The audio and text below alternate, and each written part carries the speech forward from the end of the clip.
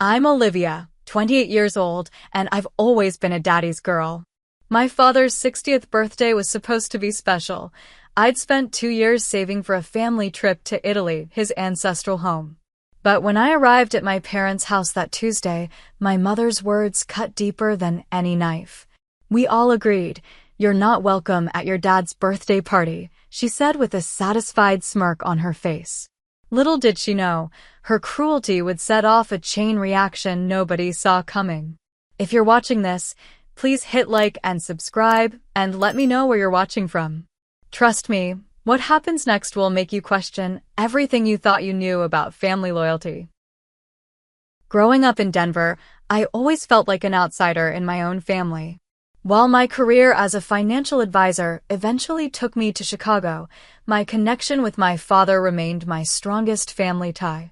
Robert Walsh was the kind of dad who never missed a softball game, who taught me to change a tire before I could drive, and who slipped encouraging notes into my lunchbox throughout middle school. He was my rock, steady, reliable, and loving, in a family dynamic that often felt like quicksand.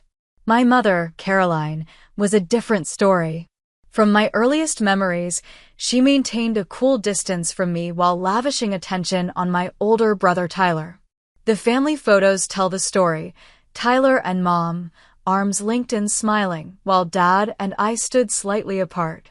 It wasn't that she was cruel, at least not obviously.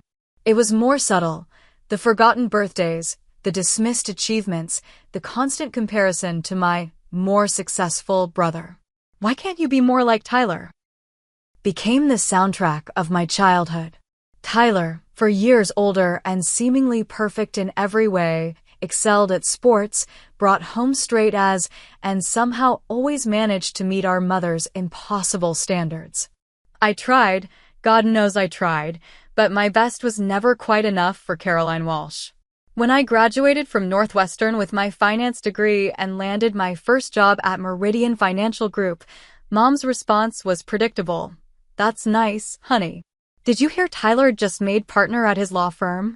Always the comparison, always coming up short. Last year, everything shifted when Dad suffered a minor heart attack.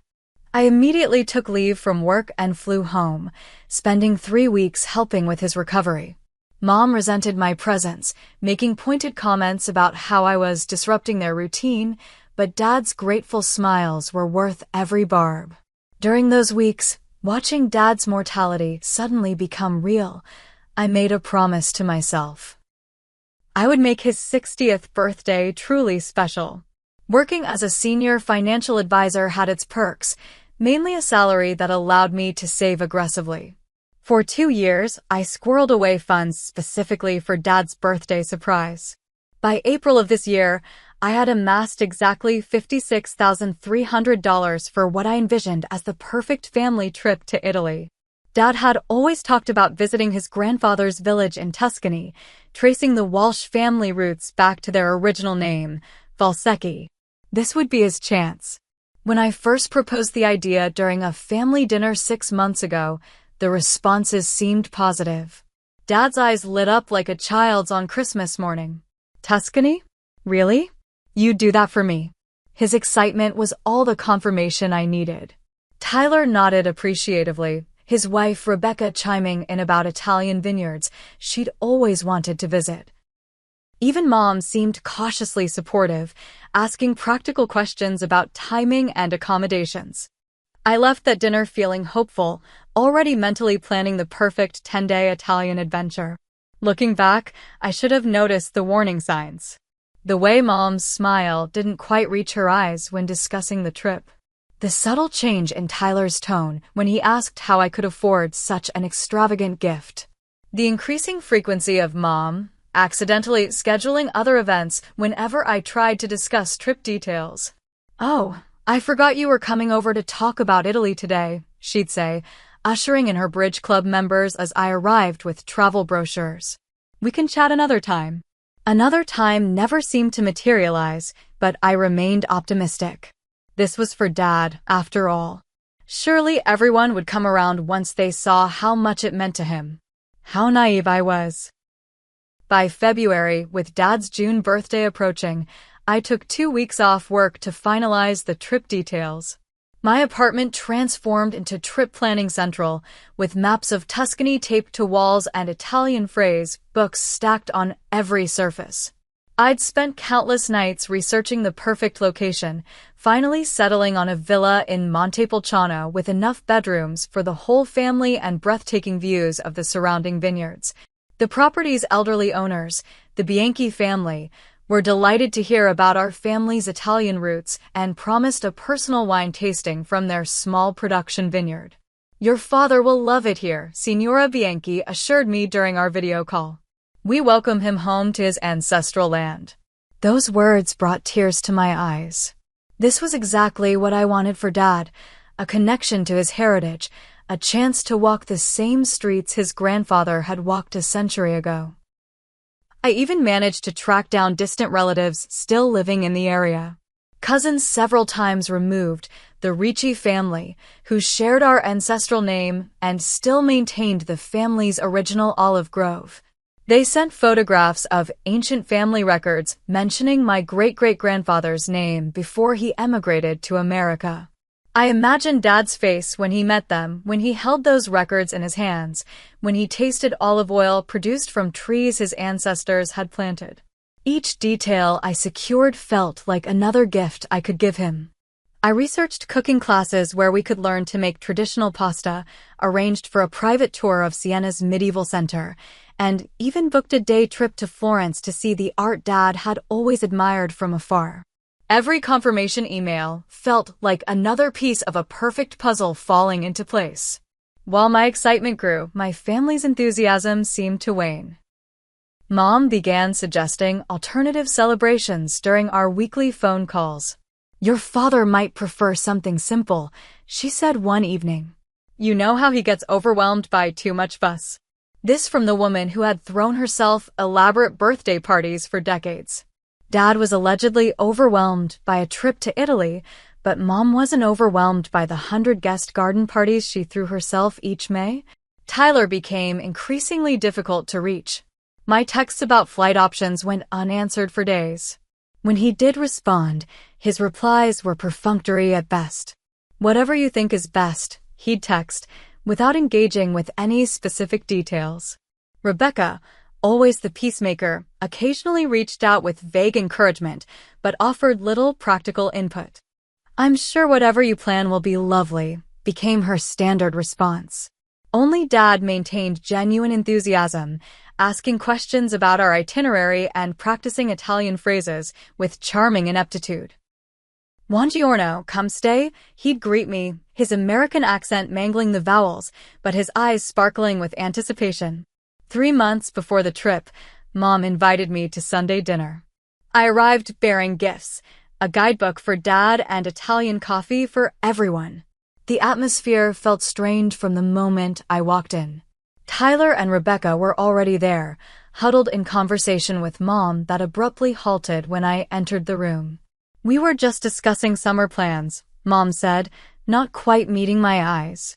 Throughout dinner, whenever I mentioned Italy, the conversation mysteriously shifted. Dad would begin asking questions, only to be interrupted by Mom offering more potatoes or Tyler suddenly remembering work anecdotes that couldn't wait. It felt coordinated, this conversational redirection, but I convinced myself I was being paranoid. After dessert, I stepped into the hallway to take a call from my boss. As I finished, I overheard Mom and Tyler in the kitchen, their voices just loud enough to carry. "She's completely taken over his birthday," Mom was saying. "As if she's the only one who knows what Robert wants." "I know," Tyler responded. "It's always been like this, Olivia and Dad in their own little world. We need to do something before she finalizes everything. Your father deserves a proper celebration, not some exhausting trip at his age." Their words froze me in place. The dismissal in their tones, the resentment. Was that how they saw my gift? As a selfish attempt to monopolize Dad? I drove home that night with a knot in my stomach, questioning everything. Was I pushing this trip for Dad, or for myself? Was I ignoring what he truly wanted? When Dad called the next morning specifically to ask about the cooking class I'd mentioned, his genuine excitement reassured me. This wasn't about me versus them. This was about giving Dad a dream he'd held onto for decades. With renewed determination, I continued planning, but the undercurrent of resistance from Mom and Tyler grew stronger. Each family interaction became increasingly tense, with passive-aggressive comments evolving into more direct opposition. Dad might be saying yes to spare your feelings, Tyler suggested during a rare phone conversation. You know how he hates disappointing people. The insinuation stung, that I somehow couldn't tell when my own father was being sincere. That I was bullying him into a trip he secretly dreaded. What hurt most was how they underestimated Dad in the process, treating him like a child who couldn't make his own decisions. My 60-year-old father, still working full-time as an engineering professor, suddenly needed protection from the burden of a family vacation. The tension built like pressure in a sealed container, with no release valve in sight. Something had to give. In early March, with airline tickets needing finalization, Mom texted asking me to come over to discuss birthday plans. Finally, I thought. Progress. Maybe they've accepted that this trip is happening and want to contribute ideas. I arrived at my parents' suburban home on a Thursday evening, noting Tyler's Audi in the driveway. Normally, he'd text when he was visiting from his side of town, another small sign something was off. The familiar ranch-style house looked the same as always, but something felt different as I walked up the stone path to the front door. Inside, I found Mom, Tyler, and Rebecca seated in the living room, an impromptu family meeting already in progress. Their conversation halted abruptly when I entered, like a TV show paused mid-scene. The silence felt deliberate, weighted. "Where's Dad?" I asked, noticing his absence. "Thursday Golf League," Mom replied. "We thought it would be better to talk without him first." Red flag number 1. I took a seat on the edge of the sofa, suddenly feeling like a job applicant rather than a family member. Mom sat unnaturally straight in her armchair, hands folded in her lap like she was preparing to deliver rehearsed lines. "We've been thinking about your birthday plans for your father," she began, emphasizing the "your" in a way that immediately set me on edge. "While the trip idea is interesting, we think something local would be more appropriate." More appropriate? I repeated, the words feeling foreign in my mouth. "Yes," Tyler jumped in, lawyer mode activated. "We've discussed it extensively, and a local celebration makes more sense for everyone." "Everyone except Dad," I countered. "He's excited about Italy." Rebecca shifted uncomfortably on the couch, examining her manicure with sudden interest. "Your father is being polite," Mom said dismissively. "At his age, a transatlantic trip would be exhausting. We're thinking of hosting a garden party here instead." Family, friends, colleagues, people who truly matter to him. The implication that I somehow didn't fall into that category wasn't lost on me. "I've already put deposits down on accommodations," I explained, trying to keep my voice level. "The villa, the tours, everything. Dad's been practicing Italian for months." "Financial concerns shouldn't dictate what's best for Dad," Tyler said, his tone condescending. "If you're worried about losing money on deposits, I'm sure we can work something out." The insinuation that my concerns were merely financial, rather than about Dad's wishes, sent a surge of anger through me. 2 years of careful saving and planning dismissed in a single sentence. "This isn't about money," I insisted. "It's about what Dad wants." "Have any of you actually asked him?" "We know what's best for your father," Mom said firmly. "He'll be turning 60, not 16. He doesn't need the stress of international travel." "He's 60, not 90, I countered. "He's healthy, active, and specifically told me this trip would be a dream come true." For the next hour, we talked in circles.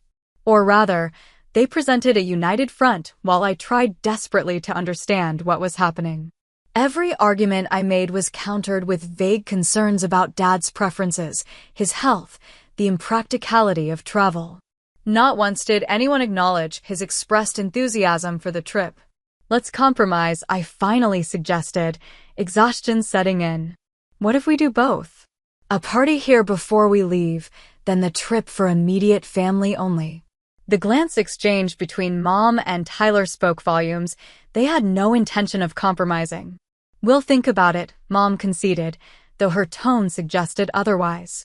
We should include your father in the next discussion. I left feeling disoriented, like I'd walked into a play midway through and didn't know my lines. In the driveway, Tyler caught up to me. Liv, he said, using my childhood nickname for the first time in years. Try to see this from Mom's perspective. She wants to host Dad's milestone birthday. It's important to her. And Italy is important to Dad, I replied. Why does her want outweigh his? Tyler sighed, running a hand through his perfectly styled hair. Just consider the party idea, okay? For family harmony. I nodded noncommittally and drove home, trying to make sense of what had just happened. Had I somehow missed years of Dad expressing a secret hatred for travel? Was there a health concern no one was sharing with me? Nothing added up. That night, I called Dad directly, something I rarely did. Our conversations usually happened when I called the house phone and he answered, or during my visits home. One-on-one calls weren't our norm, which made this one significant. Everything okay, sweetheart? He asked, immediately concerned by the unusual call. I'm just checking in about the Italy plans, I said carefully. Are you still excited about the trip? His voice immediately brightened. Are you kidding? I've been boring my colleagues with Tuscany facts for months. Professor Williams in engineering is threatening to move offices if I show him one more picture of Italian vineyards. The genuine enthusiasm in his voice confirmed what I already knew. This wasn't a case of Dad being polite. This was something he truly wanted. Some people seem to think it might be too much for you, I ventured. Too much. He laughed. Olivia, I climb the campus stairs 20 times a day. My doctor says I'm in better shape than most 40-year-olds. Who thinks Italy would be too much? I hesitated, reluctant to create family drama. Just concerns I've heard. Well, tell whoever's concerned that this old man can handle a little pasta and wine in the Italian countryside. We chatted a bit longer before hanging up, his excitement reinforcing my determination. The trip was happening, regardless of mysterious family resistance. The next morning, I received a text from Mom. We've all discussed it further. The local party plan is moving forward. We can talk about your trip idea later. Your trip idea. As if Italy had been reduced to my personal fantasy rather than Dad's long-held dream. I tried calling multiple times over the next few days, but my calls went straight to voicemail. Texts received brief, non-committal responses.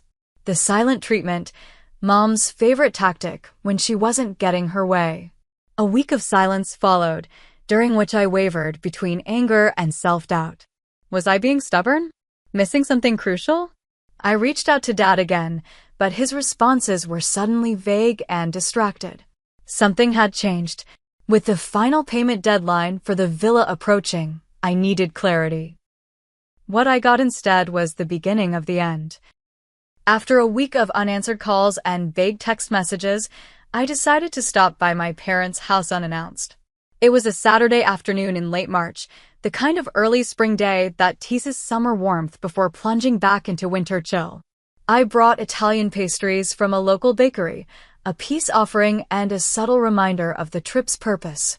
As I turned onto my parents' street, I immediately noticed something unusual. Cars lined both sides of the normally quiet road. My stomach tightened as I recognized my Aunt Susan's Volvo, Uncle Patrick's pickup truck, and at least a dozen other vehicles belonging to extended family and family friends. I parked a block away and walked slowly toward the house, pastry box clutched in increasingly sweaty hands. Through the large front windows, I could see movement, people milling about the living room, gathered in conversation clusters. No one had mentioned a family gathering to me. For a moment, I considered leaving. Whatever was happening inside, I clearly hadn't been invited. But the thought of running away made something harden inside me. This was my family too. I deserved answers. I knocked on the front door rather than using my key, suddenly feeling like a visitor rather than a daughter. My cousin Ashley opened it, her smile faltering when she saw me. Olivia. I didn't know you were coming.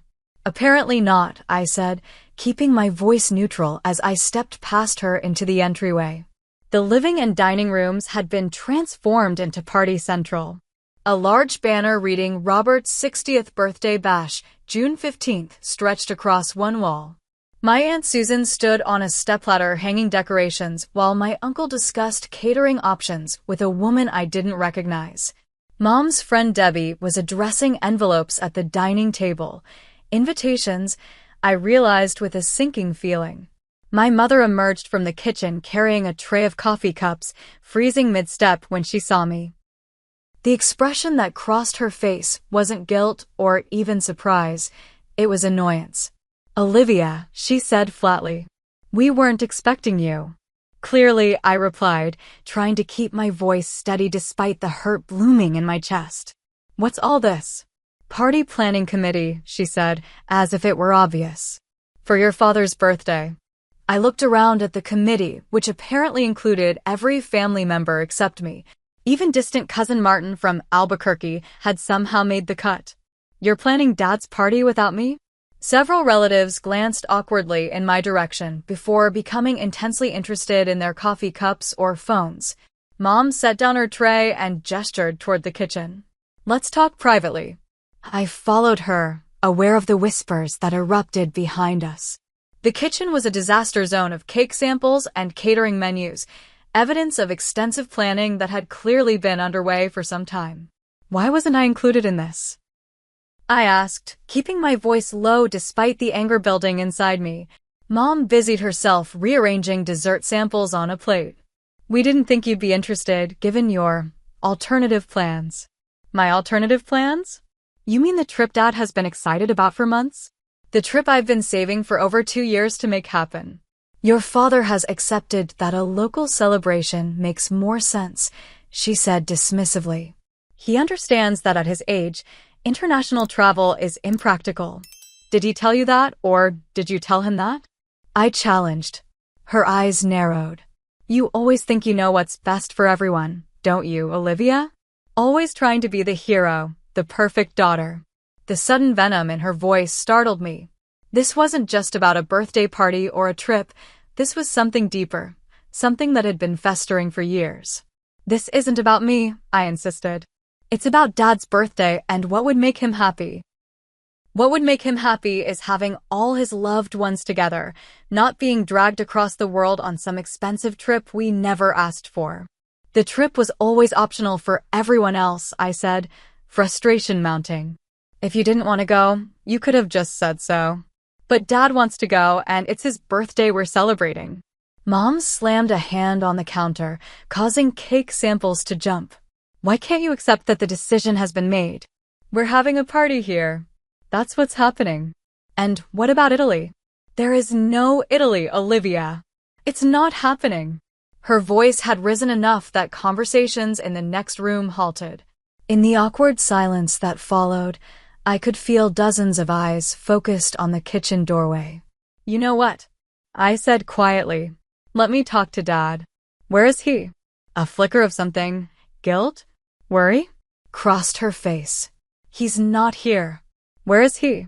Out running errands, she said, too quickly. He'll be back later. I pulled out my phone and called him. The familiar ringtone echoed from somewhere in the house. The study, if I had to guess. Mom's face tightened.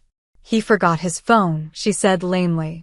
That was the moment I knew with absolute certainty that I was being lied to, systematically and deliberately.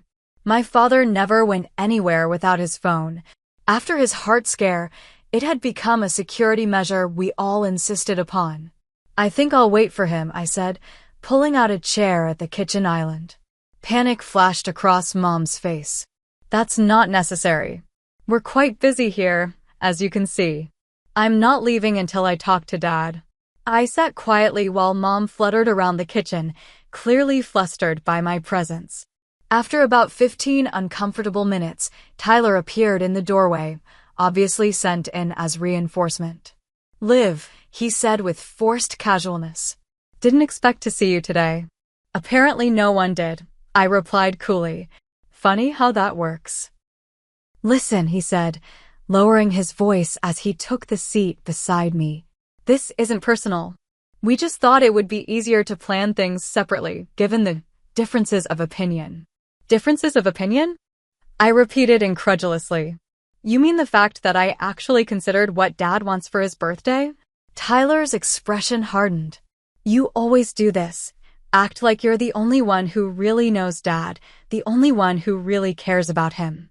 "That's not what I'm saying. I'm saying his birthday should reflect his wishes, not everyone else's." "And you think a 10-day trip to Italy is what a 60-year-old man wants? To be dragged around foreign countries when he could be celebrating with friends and family at home?" "Yes, actually, that's exactly what he told me he wants." Our voices had risen again, drawing attention from the other room.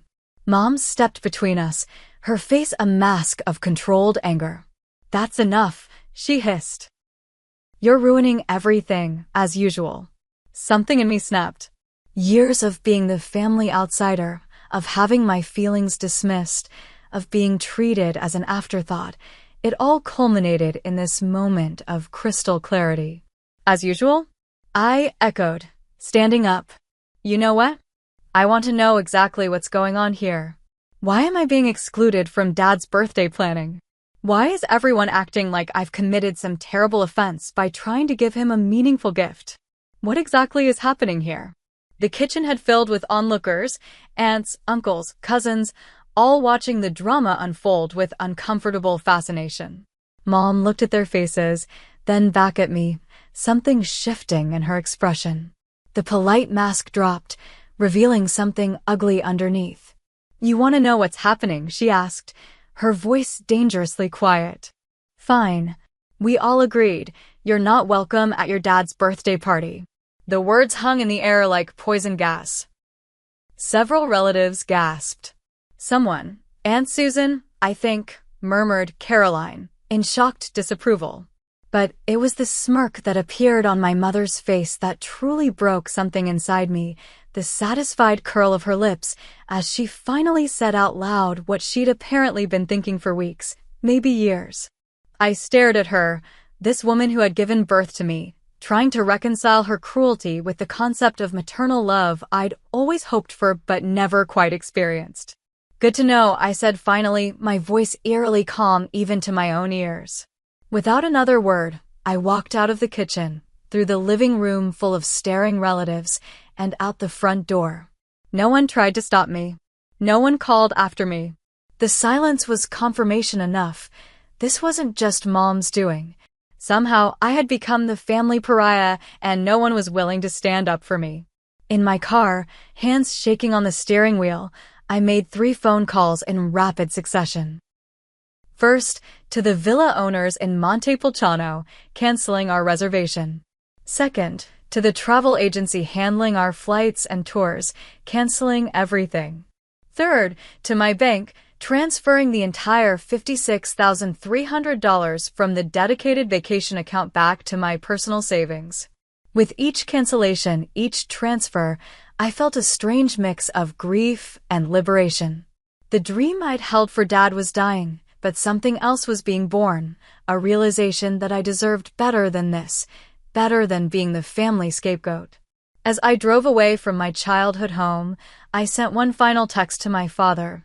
"I love you, Dad. I'm sorry I won't be at your birthday celebration. I hope someday you'll understand why." Then I blocked everyone's numbers. Mom, Tyler, Rebecca, all the extended family who had stood in silent complicity. Everyone except Dad. His line would always remain open. The Italy dream was over. The fantasy of family healing was shattered. But as painful as this moment was, I couldn't have imagined how completely everything would change by morning.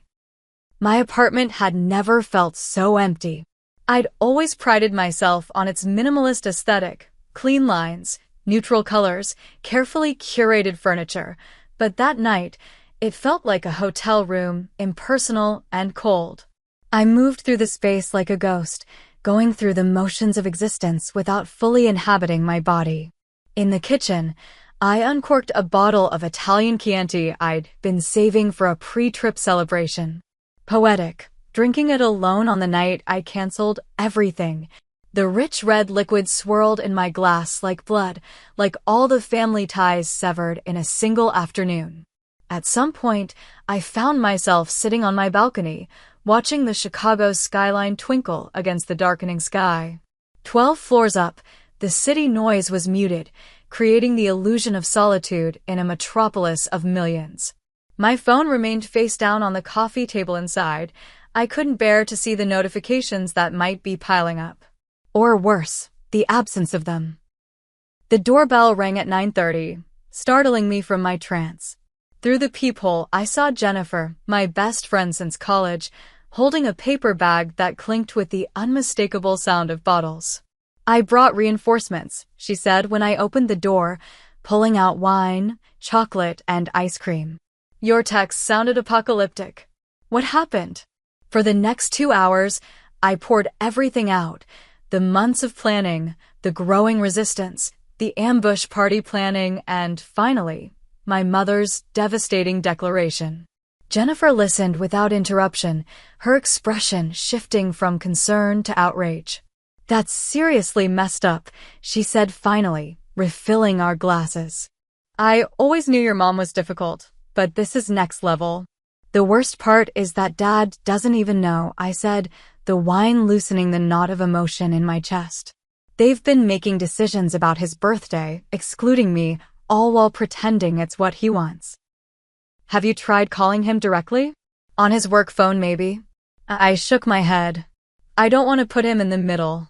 If Mom's capable of this level of manipulation, who knows what she'd do if I interfered with her plans." "So what now?" Jennifer asked gently. "You've canceled everything?" "Everything. The villa, the flights, the private tours, the cooking class, all of it." The reality of it hit me anew with each item I listed.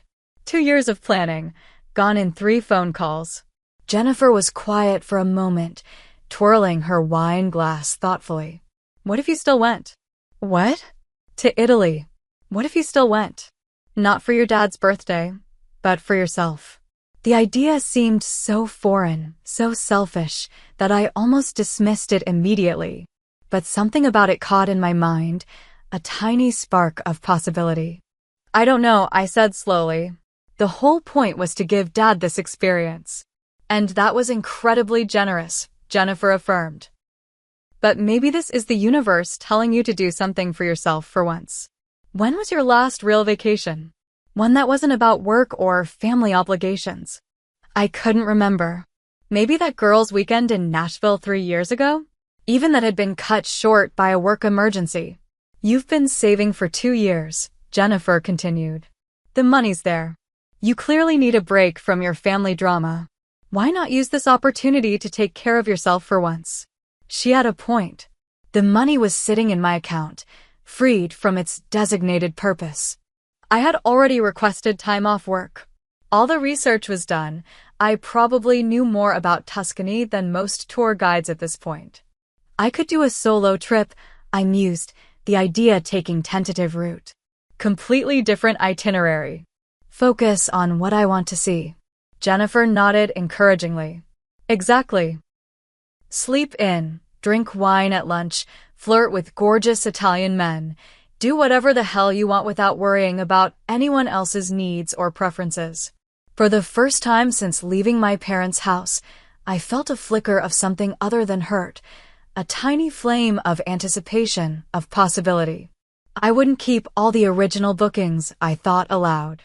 Different regions maybe, not the family villa. Jennifer grabbed my laptop, placing it on the coffee table between us. "Let's look at options right now. Nothing commits you to anything, but let's just explore."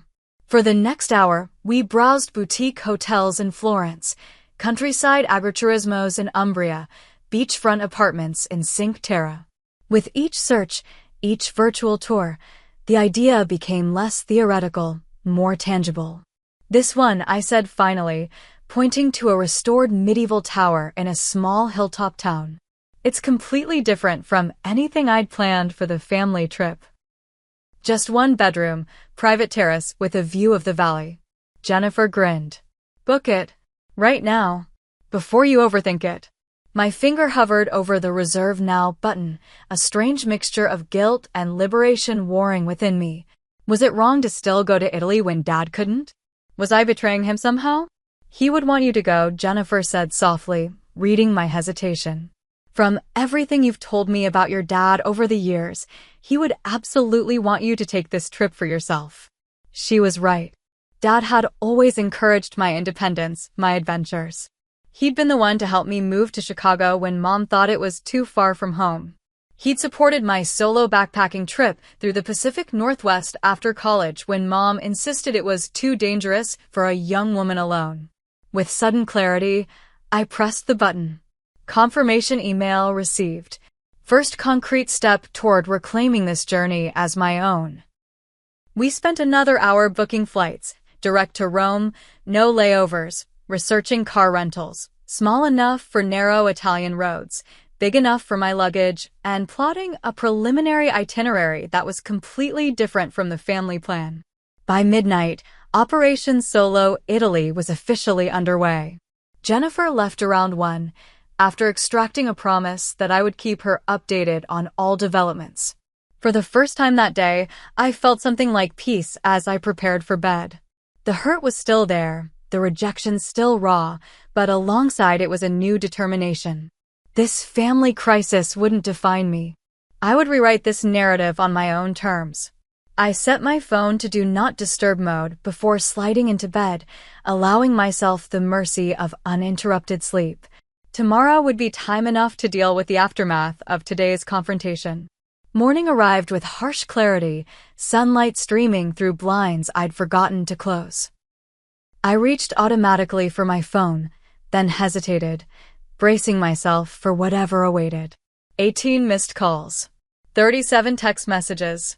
3 voicemails. Most of the calls were from Tyler, with a few from Mom and several from numbers I didn't recognize, probably concerned relatives. The texts ranged from Mom's terse, "Call me immediately," to lengthy paragraphs from aunts and cousins I rarely spoke to. I scrolled past them all, not ready to engage.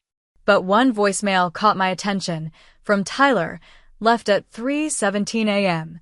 What was he doing calling at that hour? With trepidation, I pressed play and held the phone to my ear. "Olivia, it's me." Tyler's voice sounded strange, hoarse, emotional in a way I hadn't heard since we were children. "I need to talk to you." God, I've messed up. We've all messed up. Mom's been lying to everyone, including Dad. He never knew about the Italy trip you planned. She told him you refused to attend any birthday celebration for him. He's been devastated thinking you didn't want to be part of his birthday. A long pause, the sound of a shaky breath. "Call me back. Please. Dad deserves to know the truth." I sat frozen, phone clutched in suddenly cold fingers, as the full implications of his message sank in. Dad didn't know. All this time, he had no idea what I'd been planning. Instead, he believed I'd abandoned him on his milestone birthday. The betrayal cut deeper than I could have imagined. Not just manipulation and exclusion, but deliberate deception that damaged my relationship with my father. The one pure, uncomplicated family bond one thought I had. With trembling hands, I unblocked Tyler's number and called him back. He answered on the first ring. "Olivia, thank God. I've been trying to reach you all night." "Explain," I said, my voice hardly recognizable to my own ears. "Explain exactly what's been happening." And he did. For the next 45 minutes, Tyler unraveled a web of deception so intricate, so calculated, that I could hardly believe it involved my own family.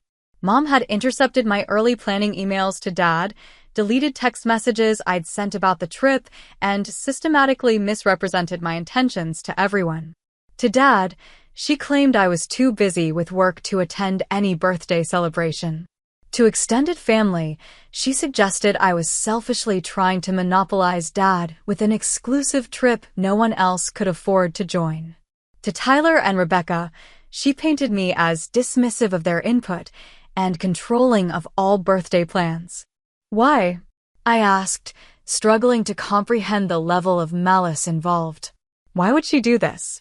Tyler's sigh carried the weight of painful realization. I think she's always been jealous of your relationship with Dad.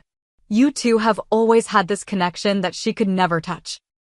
When you started planning this amazing experience for him, something she could never have conceived of doing, she decided to destroy it rather than let it happen. I finished, the pieces falling into horrible place. I should have questioned her more, Tyler admitted, his voice heavy with regret. The stories never quite added up, but it was easier to believe them than to consider the alternative. I'm so sorry, Liv. I failed you as a brother. The apology, unexpected and sincere, cracked something in my carefully maintained composure. Tears I'd been holding back all night suddenly flowed freely. How did you find out the truth? I managed to ask. Dad found one of your original Italy brochures hidden in Mom's desk drawer last night. He asked her about it, and Tyler paused. She couldn't keep the story straight. The more he questioned, the more she contradicted herself. Then he called the bank and discovered a large withdrawal she couldn't explain. Apparently, she took money from their joint account for the party planning. That's when everything unraveled. Where's Dad now? It was the only question that really mattered to me. At Uncle Patrick's. He couldn't stay in the house with her after everything came out. He's devastated, Liv. Not just about the trip, but about Mom manipulating everyone, turning family against each other. I closed my eyes, imagining my father's pain at discovering this level of betrayal from his wife of nearly 40 years. What do we do now? I asked, feeling suddenly exhausted despite just waking up. I think we need to meet, all three of us. You, me, and Dad. Figure out how to move forward. Then eventually confront Mom together so she can't manipulate the narrative anymore. It was strange hearing Tyler take charge like this, strange hearing him on my side after months of opposition. But there was something cathartic about it too, the possibility of alliance where there had been division. Okay, I agreed. Set it up. But Tyler, yeah? This doesn't immediately fix everything between us. You believed the worst about me for months, without ever giving me the chance to explain. I know, he said quietly. I have a lot to make up for. To both you and Dad. But I want to start trying, if you'll let me. It wasn't forgiveness. Not yet, but it was an opening, a crack in the wall that had separated us for longer than either of us wanted to admit. Set up the meeting, I repeated. We'll start there. As I ended the call, I sat in the morning sunlight, trying to process everything. The hurt was still there, but alongside it now was something else, a strange mix of vindication and renewed grief. The family fractures ran deeper than I'd ever imagined, but for the first time, I wasn't the only one who could see them. My phone buzzed with a text from Tyler. Dad wants to see you. Today, if possible. He's heartbroken about everything you planned that he never knew about. I typed back immediately. Tell him I'm coming. And Tyler? Don't let Mom know. Some confrontations could wait. Reconnecting with my father couldn't. Uncle Patrick's lakeside cabin had always been a refuge. Growing up, we'd spent summer weekends there fishing, swimming, and telling ghost stories around the fire pit. Finding my father there now, sitting alone on the weathered dock, his reflection wavering in the water below, broke my heart in ways I hadn't anticipated. He looked older somehow, shoulders slightly hunched, the spring sun highlighting the silver that had overtaken his once dark hair. He didn't turn as I approached, though the creaking wooden planks surely announced my arrival. Dad? My voice came out small, like a child's. When he turned, his eyes were red-rimmed but dry. Olivia. He stood shakily, opening his arms. I walked into his embrace, feeling the familiar solidity of him despite everything. We stood there silently, the gentle lapping of lake water against the shore providing the only soundtrack to our reunion. Tyler told me everything, he said finally, his voice rough with emotion. About Italy. About what you planned for my birthday. I wanted it to be perfect, I whispered against his shoulder. Your ancestral village, the family records, the villa overlooking the vineyards. He tightened his hold. It would have been the most thoughtful gift anyone's ever tried to give me. We moved to the wooden bench at the end of the dock, sitting side by side as we had countless times before. For several minutes, we just watched the water, the comfortable silence that had always existed between us gradually returning. I need to understand what happened, I said eventually. Why Mom would do this? Dad sighed heavily, running a hand over his face. Your mother has always been complicated, insecure in ways that weren't always visible to others. But this level of deception? Turning the whole family against me. I think it started small, he said slowly, choosing his words with care. A little resentment about your close relationship with me, a little jealousy about your financial success. Then when you started planning something she could never have come up with herself. It snowballed, I finished. Your mother needs to be needed, Dad continued. She needs to be the center of the family universe. Your independence has always threatened that somehow. The explanation made a certain kind of sense, but it didn't excuse the hurt, the deliberate cruelty. Tyler mentioned Mom told you I refused to attend your birthday celebration, I said carefully. Did you believe her? Pain flickered across his face. I questioned it. It didn't sound like you. But when weeks passed with no word from you about my birthday, when you seemed to avoid the topic whenever we spoke. He trailed off, the implication clear. In the absence of truth, doubt had crept in. She intercepted my messages to you, I said, the realization still fresh and painful. Deleted emails, hid brochures. I thought you knew about Italy all along. I didn't, he said simply. Not until I found this. From his jacket pocket, he pulled a folded pamphlet, one of the many Italy brochures I'd brought to family gatherings.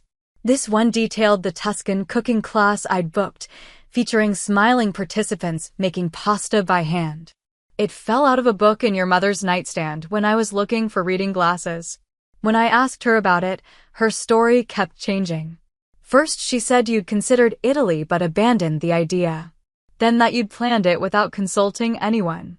Then that you'd demanded everyone pay their own way for an extravagant trip no one could afford. None of that was true, I said quietly. I know that now. He folded the brochure carefully, returning it to his pocket. The more she talked, the more obvious it became that something was wrong. I called the bank about some unusual withdrawals, and the manager mentioned your large transfers from yesterday, canceling everything. I nodded, remembering the grim satisfaction of reclaiming the money I'd saved so carefully. Tyler showed up during the discussion. That followed. Dad continued. Your mother tried to maintain her version of events, but by then I knew enough to question everything. Tyler finally broke down and admitted what he knew, how your mother had been systematically turning everyone against you, how she'd organized this elaborate party planning committee specifically to exclude you. And the part about not being welcome at your birthday party? I asked, the words still bitter in my mouth. Dad's expression darkened. Tyler told me. I still can't believe your mother would say that to you. To anyone, but especially to her own daughter. The validation of my hurt, the acknowledgement of the cruelty I'd experienced, loosened something tight in my chest. For months, I'd questioned my own perceptions, wondered if I was overreacting. Hearing my father confirm the wrongness of it all was unexpectedly healing. I left her at the house last night, Dad said after a moment. Told her I needed space to think. Patrick's always kept a key under the flower pot for me, fishing trips and all that. Came out here to clear my head, figure out what happens next. What has happened next? I asked. I honestly don't know, sweetheart. For the first time, I heard the full weight of his pain. 40 years of marriage, and I feel like I never really knew her. The level of manipulation, the deliberate cruelty toward you, it's shaken everything I thought I understood about our life together. The implication hung in the air between us, that this revelation might be the end of my parents' marriage. As hurt as I was, the thought brought no satisfaction, only a deep sadness for my father's pain.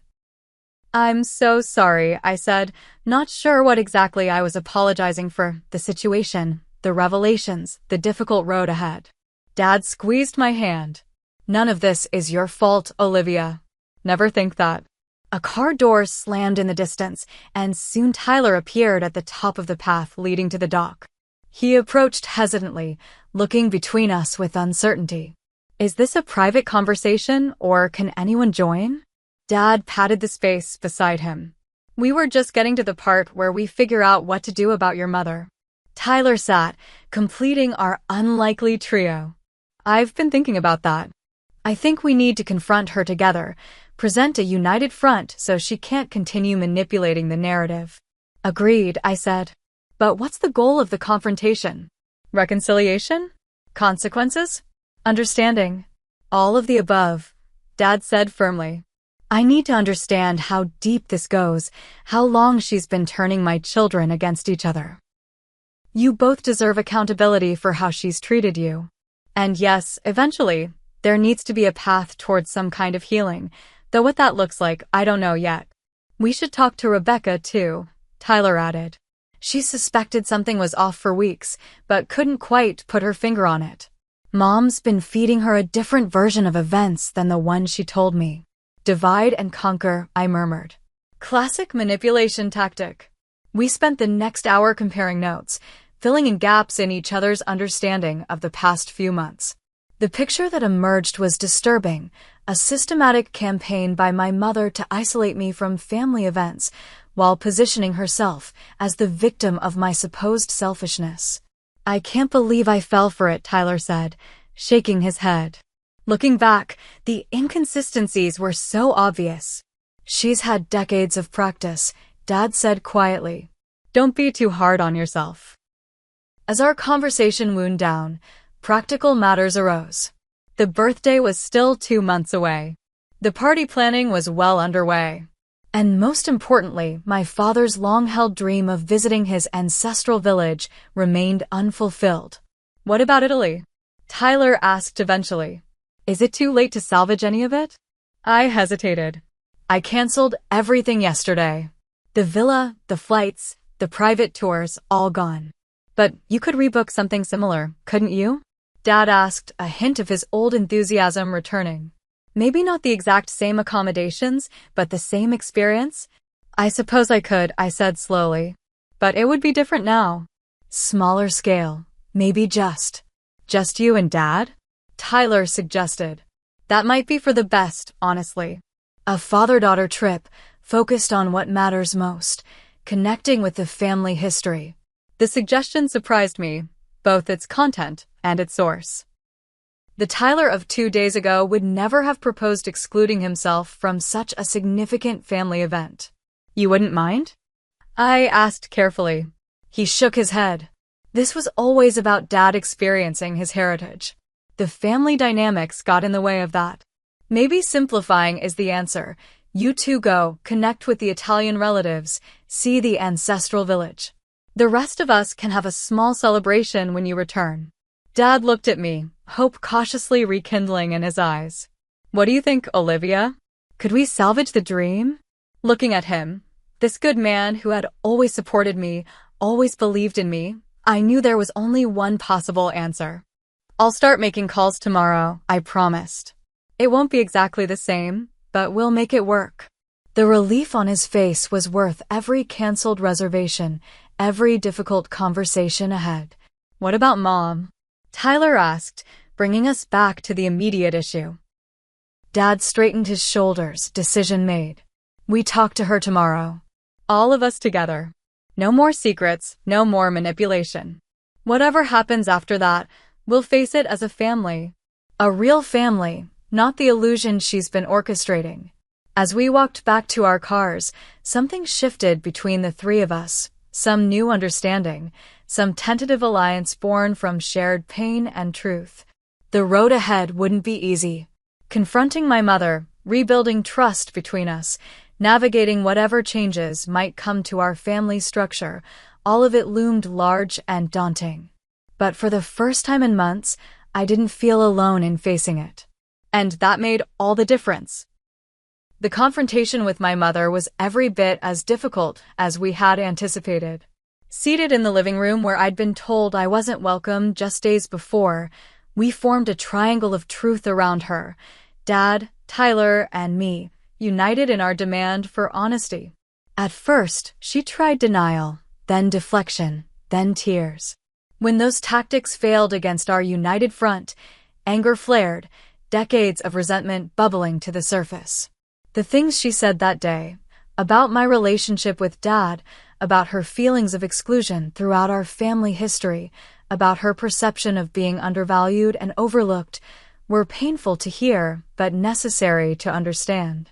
"You've always been his favorite," she spat at me, abandoning all pretense. "From the day you were born, I was secondary in his life. Do you have any idea what that feels like? To watch your husband bond with your daughter in ways he never connected with you." The raw hurt in her voice was genuine, even if her actions remained inexcusable. Dad listened in stunned silence, hearing for the first time the depth of insecurity that had shaped our family dynamics for decades. "Why didn't you ever talk to me about this?" he asked finally. 39 years of marriage, Caroline, and you never once expressed feeling this way. "Would it have changed anything?" she countered. "Would you have loved her less? Been less proud of her accomplishments? Spent less time teaching her everything you know?" "That's not how love works," Dad said gently. "It's not a finite resource to be divided up. Loving Olivia never diminished what I felt for you." My mother's composure crumbled then, decades of misplaced resentment giving way to the first genuine vulnerability I'd ever witnessed from her. Tyler moved to sit beside her, an act of compassion that surprised me given everything that had happened. "Mom," he said quietly, "you need help. Professional help. What you did, lying to all of us, turning us against each other, that goes beyond normal family conflict. That was calculated and cruel." She didn't deny it. Progress of a sort. By the end of that long, exhausting day, 3 things had been established. First, my mother would begin therapy to address the deep-seated insecurities and resentments that had driven her behavior.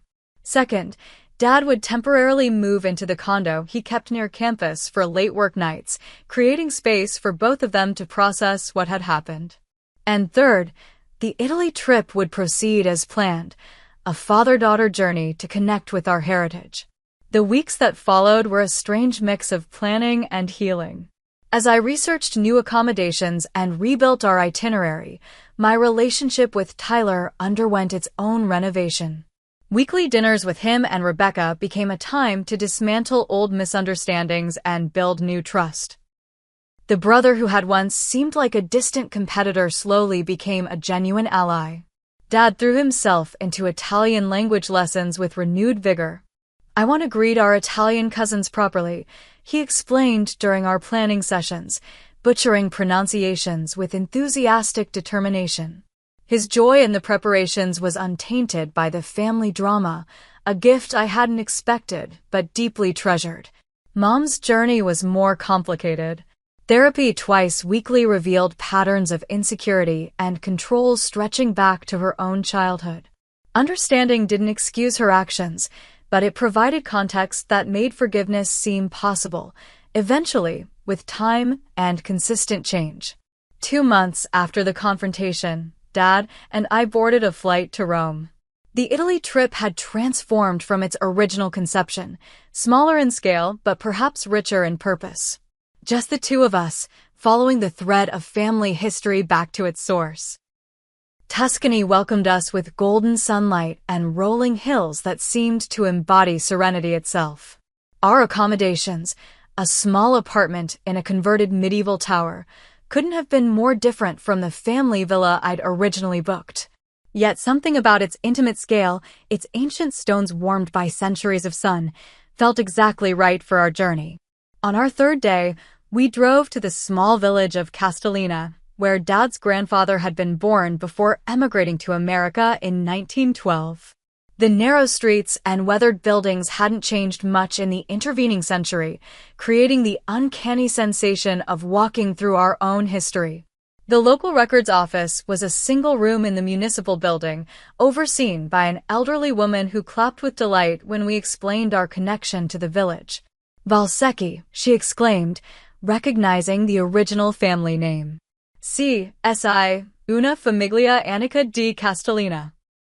Through her broken English and our embarrassing Italian, supplemented by a translation app, we learned that several branches of the Valsecchi family still lived in the region.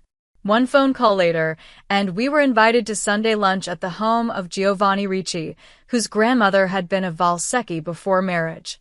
That Sunday became the emotional heart of our journey. Seated at a long table under a pergola draped with grapevines, surrounded by Italian cousins 3 and 4 times removed, Dad wept openly when Giovanni produced family records dating back to the 1800s. Your grandfather, Antonio, Giovanni explained through his college-aged daughter who spoke excellent English, was remembered as the adventurer who sought fortune in America. His brother Matteo stayed here and maintained the family olive grove. You are descended from 2 brothers with different dreams, but the same blood. We spent hours poring over yellowed documents and faded photographs, piecing together connections across time and ocean. Dad's face throughout was a study in wonder, every new discovery lighting him up from within. Thank you, he whispered to me that night as we walked back to our apartment under a canopy of stars. For finding this, for making it happen despite everything. This has been the greatest gift of my life. The rest of our trip unfolded like a dream. Cooking classes where we learned family recipes older than America itself, tours of ancient cities where our ancestors had walked, quiet evenings sipping local wine on our terrace while discussing everything from philosophy to family memories. Free from the tensions that had defined our family dynamic for so long, Dad and I discovered new dimensions to our relationship, deeper conversations than had ever been possible at home. We returned to America changed, connected not just to our ancestral past, but to a new understanding of what family could mean when built on honesty and mutual respect. The homecoming was both easier and harder than anticipated. Mom met us at the airport, her usual polished exterior softened by 2 months of therapy and reflection. The hug she gave me was tentative but genuine, perhaps the first authentic embrace we'd shared in my adult life. I'd like to hear about your trip, she said as we walked to the parking garage. If you're willing to share it with me. It was a small olive branch, offered with unprecedented humility. I accepted it with cautious optimism. The family birthday dinner that followed a week later was modest compared to the elaborate party originally planned. Just the 5 of us, Dad, Mom, Tyler, Rebecca, and me at Dad's favorite steakhouse. No banners, no extended family, no performance of perfect family harmony. Instead, something more valuable. Honest conversation, careful listening, and the first fragile shoots of healing. Over the following year, our family landscape continued to shift and settle into new patterns. Mom and Dad eventually reunited under one roof, their marriage fundamentally altered, but perhaps stronger for having survived its greatest test. Weekly family therapy sessions became monthly, then quarterly as new communication patterns took root. My relationship with Mom would never be simple or entirely comfortable, but it became something I hadn't expected, authentic. The pretense of perfect mother-daughter harmony was replaced by careful respect and growing understanding. We would never be best friends, but we were learning to be honest allies in the complex business of family. Tyler and I rediscovered the sibling bond that had been buried under years of maternal manipulation. Sunday brunches became our tradition, a time to maintain the connection we'd nearly lost completely. As for Dad and me, our shared Italian adventure became a touchstone, a perfect memory we could return to whenever family waters grew turbulent. The photo of us with our Italian relatives, olive trees stretching to the horizon behind us, took pride of place on his office desk, a reminder of the journey that had begun in betrayal but ended in profound connection. 1 year later, on Dad's 61st birthday, we gathered again, this time at a small Italian restaurant owned by a chef from Castellina who had become our friend during our stay. As we shared dishes made from recipes older than our American family history, I realized how completely the narrative had transformed. The mother who had once told me I wasn't welcome at my father's celebration now sat across from me, sharing stories of her own therapy journey with unexpected vulnerability. The brother who had once been her unwitting accomplice now raised a glass in my direction, acknowledging without words how far we'd come. And Dad, watching it all with quiet satisfaction, seemed younger somehow, unburdened by the weight of family secrets and unspoken resentments. A toast, he said, lifting his glass of Chianti. To truth, to healing, and to the understanding that family isn't something we're given. It's something we create together, every day, through choices and forgiveness and love. We clinked glasses, the simple sound sealing a complex promise. Looking around that table, I understood something essential about the nature of family wounds and healing. The scars would always be there, visible in certain lights, tender to certain touches. But scars also represented survival, resilience, the body's remarkable capacity to repair itself after injury. Our family had been broken open, its darkest dynamics exposed to painful light. Yet from that breaking had come the possibility of authentic connection, messy, imperfect, but real in a way that our previous carefully maintained facade had never been. As I drove home that night, windows down to catch the summer breeze, I felt a sense of peace that had eluded me for most of my adult life. The journey hadn't been what I expected. They rarely are. But it had led exactly where I needed to go. Have you ever experienced a painful family revelation that ultimately led to healing? Or found yourself excluded from something important only to discover it opened a better path? Share your story in the comments below. And if this resonated with you, please like, subscribe, and share with someone who might need to hear that even the most painful family dynamics can transform with courage and truth. Thank you for listening to my journey. May your own path lead to the healing you deserve.